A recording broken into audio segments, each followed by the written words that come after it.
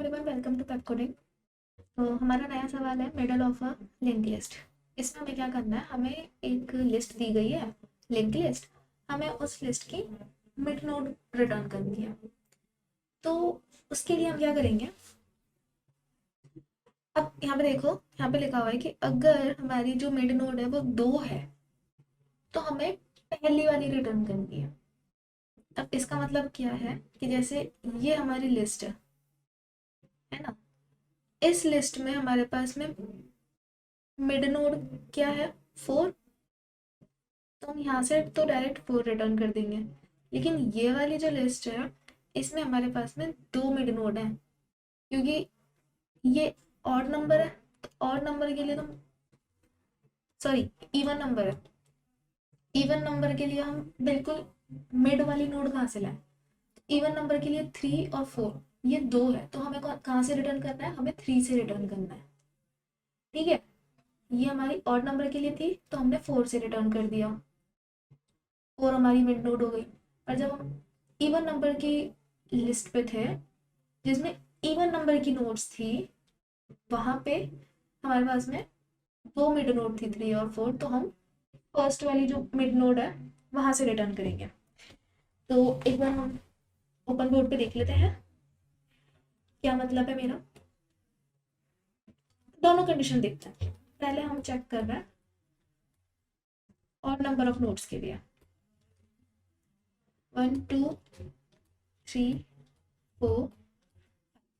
Suppose हमारे पास में 5 nodes present है। इसका मतलब हमारी जो लिस्ट लिंक लिस्ट है उसके अंदर 5 नोड्स हैं। तो हमें क्या रिटर्न करना है, ये 3 रिटर्न कर देना है। और जब हम इवन नोड के लिए देखते हैं तो 2 3 4 5 और 6। जब हम इवन नंबर्स के लिए देखते हैं तो हमारे पास में है ना, यहाँ से 3, यहाँ से 3, बीच में हमारे पास में कोई नोड नहीं है। तो हम मानते हैं कि हमारे पास में 2 नोड्स है, ये दोनों ही बीच में है। तो अब हम यहाँ पे कौन सी रिटर्न करेंगे, फर्स्ट वाली। ठीक है, तो आई होप आपको क्वेश्चन समझ में आ गया होगा। अब चलते हैं इसके सॉल्यूशन की तरफ। मैं यहाँ पे लिस्ट लिख लेती हूँ ठीक से थोड़ा। 2 3 4 5 6 7। हमारे पास में ना देखो ये लिस्ट है, इसमें मुझे जब मिडिल नोड, मैं ये कंटेंट देख रही हूँ और नंबर्स के लिए ध्यान देना, ऑड के लिए अलग रहेगा केस, इवन के लिए अलग रहेगा। तो ध्यान से देखना, हम जब ऑड पे हैं तो हमारे पास में क्या है ना, ये पूरा डिस्टेंस हमको ट्रेवल करना है, यहाँ से लेके यहाँ तक का हमें ये पूरा डिस्टेंस ट्रेवल करना है। अब हमारे हमारे पास ना, देखो हम 2 पॉइंटर ले लेंगे, दोनों में हेड से स्टार्ट कर रही हूँ, दोनों ही मैं हेड से स्टार्ट कर रही हूँ। मैंने 2 पॉइंटर ले लिए, एक को मैं नाम दे देती हूँ स्लो। स्लो नहीं, मैं यहाँ पे अभी के लिए ए बी ले रही हूँ। एक को मैंने नाम दिया ए, एक को मैंने नाम दिया बी। अब मेरे जो ए और बी है ना, उनका स्टार्टिंग पॉइंट सेम है, एंडिंग पॉइंट अलग है। एंडिंग पॉइंट कैसे अलग है, मुझे चाहिए बस ये। तो मेरा एक जो पॉइंट है ना वो बस यहीं तक रहेगा, एक पॉइंटर सिर्फ यहीं तक जाएगा, दूसरा पॉइंटर यहाँ तक जाएगा, क्योंकि मुझे क्या चाहिए, मुझे इस लिस्ट का आधा चाहिए। अब हमारे पास में क्या है ना, हमारे पास में सिर्फ हेड गिवन है, हमें नहीं पता ये लिस्ट कितनी बड़ी है। यहाँ पे तो हमको सामने दिख रहा है कि 7 नोट्स हैं, तो 4 रिटर्न कर दो। पर हमें पता थोड़ी है, एक्चुअल में थोड़ी ना पता है कि हमें कितनी लिस्ट है हमारे पास। हमारे पास तो सिर्फ हेड है, तो मैंने मेरे जो दोनों पॉइंटर थे वो हेड से स्टार्ट कर दिए। अब इसमें से एक जो है वो मुझे ये बताएगा कि वो एंड में कहाँ तक जा सकता है। अब सपोज मैंने ए को ले लिया, ए को बोला कि तुम मुझे ये काउंट करके बताओ कि यहाँ पे नोड्स कितनी है, तुम एंड में कहाँ तक जा सकते हो। तो अब ये क्या करेगा ना, कि ये यहाँ से ट्रेवल करना चालू करेगा। अब एक एक एक एक एक एक, एक ट्रेवल कैसे करेगा, वो चीज़ हम एक फॉर्मूले से निकालते हैं। तो आपने सुना होगा एक formula, speed is equals to distance upon time. अब मैं इसको डायरेक्टली बोल दूंगी तो ट्रैवल करके आके मेरे को वापस बताएगा, फिर मैं वापस बी को बोलूंगी कि अब तुम यहाँ पर जाके प्लेस हो जाओ। तो ऐसा थोड़ी होता है, कितना ज़्यादा टाइम लग जाएगा। मैं ए को बोलूंगी कि तुम तुम्हारे पास भी सेम टाइम है, बी को बोलोगे तुम्हारे पास भी सेम टाइम है। अब तुम्हें जाना है, लेकिन बी को डिस्टेंस के हाफ तक जाना है, यानी कि d/2 ही ट्रेवल करना है। डिस्टेंस को यहाँ पे मैं d ले रही हूँ, तो डिस्टेंस को क्या, ये b को क्या करना है, उसको d/2 ट्रेवल करना है। b जो है वो इतना ही ट्रेवल करेगा, लेकिन a जो है वो पूरा ट्रेवल करेगा।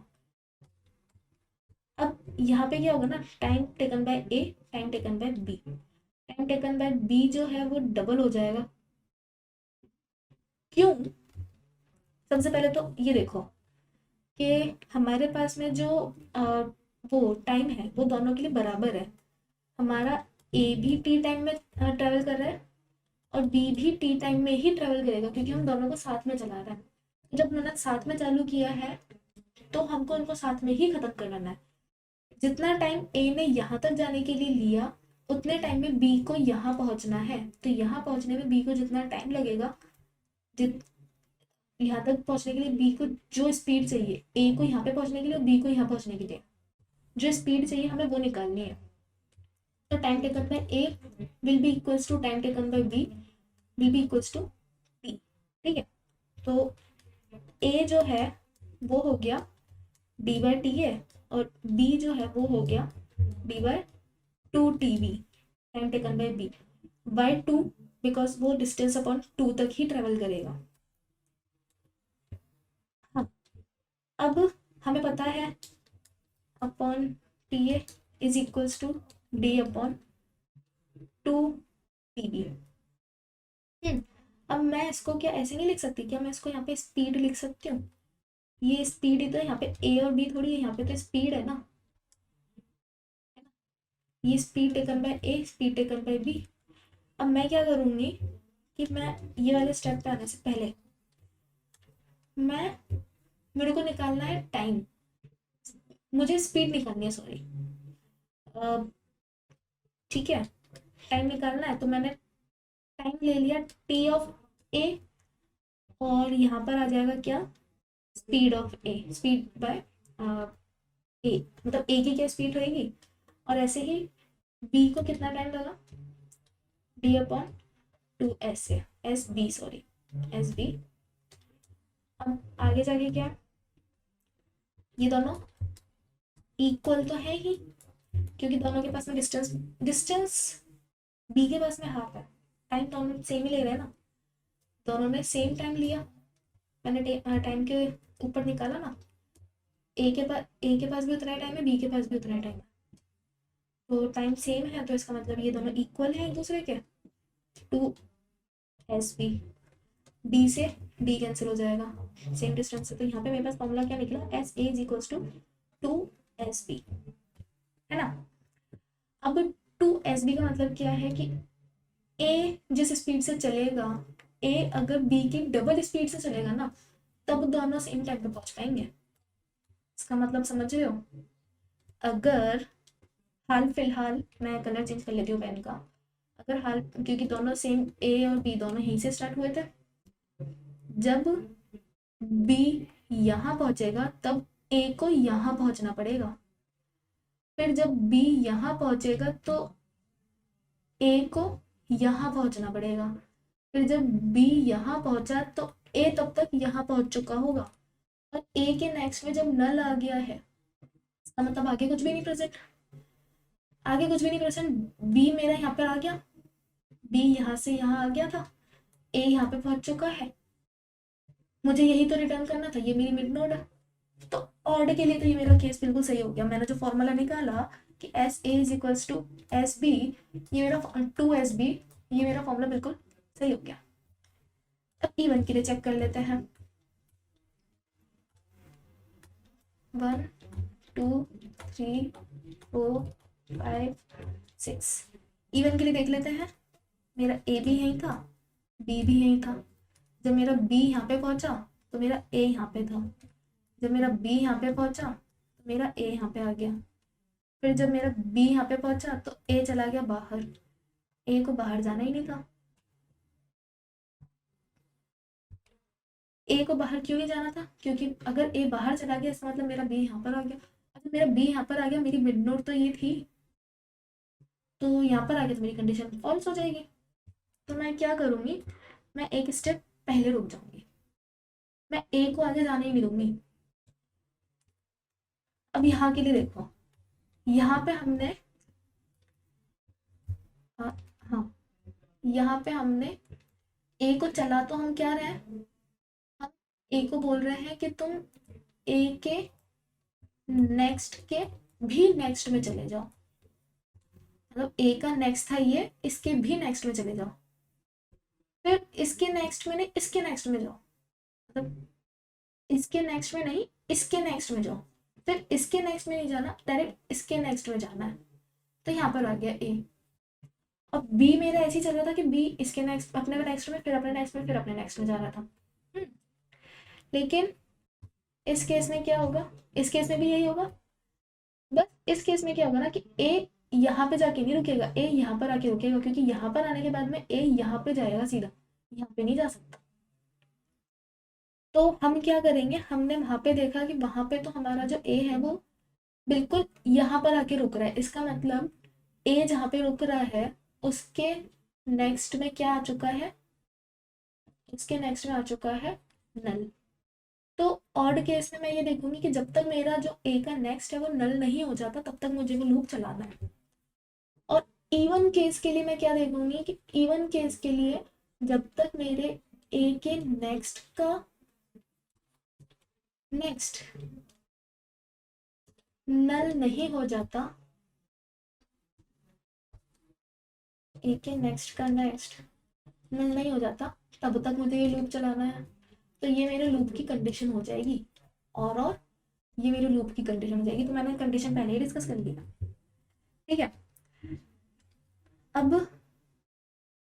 करना क्या है, कुछ नहीं, जो मैंने बोला, ए को बोलेंगे कि तुम नेक्स्ट से नेक्स्ट में जाओ, और बी को बोलेंगे कि तुम बस अपने नेक्स्ट तक ही जाओ, क्योंकि तुम्हें आधा ही ट्रेवल करना है, तुम्हें पूरा नहीं जाना। और जब हमारा ए इन कंडीशन को हिट करने करेगा, मतलब जब हमारा लूप टर्मिनेट हो जाएगा, तो हम बस बी रिटर्न कर देंगे, ठीक है। चलिए करके देखते हैं, जो हमने बोला वही लिखेंगे। और मैंने आपको पहले ही बताया था बेस कंडीशन वही रहेगी, अगर हमारा हेड इक्वल्स टू है नल पीटीआर के, तो या फिर हमारे हेड के नेक्स्ट में नल पीटीआर है तो रिटर्न कर दो हेड, मैं आगे कुछ काम ही नहीं करना, इससे आगे हमें जाना ही नहीं है।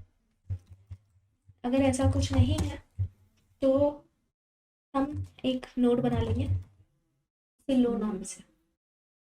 स्लो मैं किसको मान रही हूँ, वो जो ए था, नहीं बी, क्योंकि स्लो वाला जो है वो धीरे चलेगा, धीरे धीरे धीरे धीरे चलेगा, वहाँ को उसको कहाँ तक जाना है, मिडिल तक। मिडिल तक कौन जा रहा था, बी, तो बी का जो काम है वो यहाँ पे कौन कर रहा है, स्लो। स्लो कहाँ से स्टार्ट होगा, हेड से। मैं यहाँ कमेंट में लिख देती हूँ कि ये जो है वो बी के लिए लिख रहे हैं, ठीक है। फिर अगेन हमारा जो फास्ट चल रहा था, जो ए था, उसको मैंने नाम दे दिया फास्ट, और कंफ्यूजन क्रिएट ना हो इसलिए इसको भी मैं यहाँ पे लिख देती हूँ ए, ठीक है। हमने वाइल की कंडीशन क्या देखी थी कि जब तक हमारे ए के नेक्स्ट में नल नहीं आ जाता, या फिर ए के नेक्स्ट का नेक्स्ट नल नहीं हो जाता, तो ए यहाँ पे क्या है, फास्ट, तो जब तक हमारे फास्ट के नेक्स्ट में नेक्स्ट नल के बराबर नहीं हो जाता, या फिर हमारे फास्ट के नेक्स्ट का next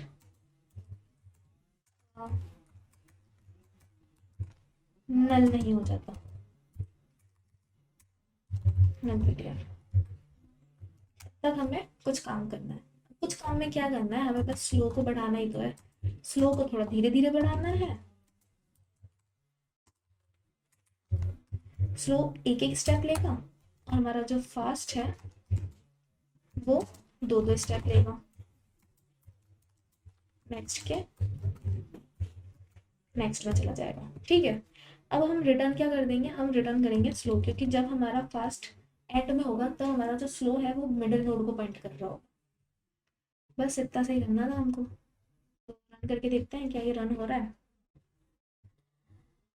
run segmentation fault, okay, कहीं पे कुछ गड़बड़ आ रही है, तो देखते हैं कहाँ आ रही है। हाँ जी, ये एरर इसीलिए आ रही है क्योंकि हमने यहाँ पे और लगाया हुआ है। अब और का मतलब क्या होता है ना कि दोनों में से कोई एक कंडीशन भी अगर ट्रू है तो वो चलेगा। तो हमारा जो इवन वाली कंडीशन है ना वो हमारी पूरी एंड तक जा रही है, चलेगा ही नहीं, आना भी नहीं चाहिए। हम यहाँ पे लगाएंगे एंड एंड।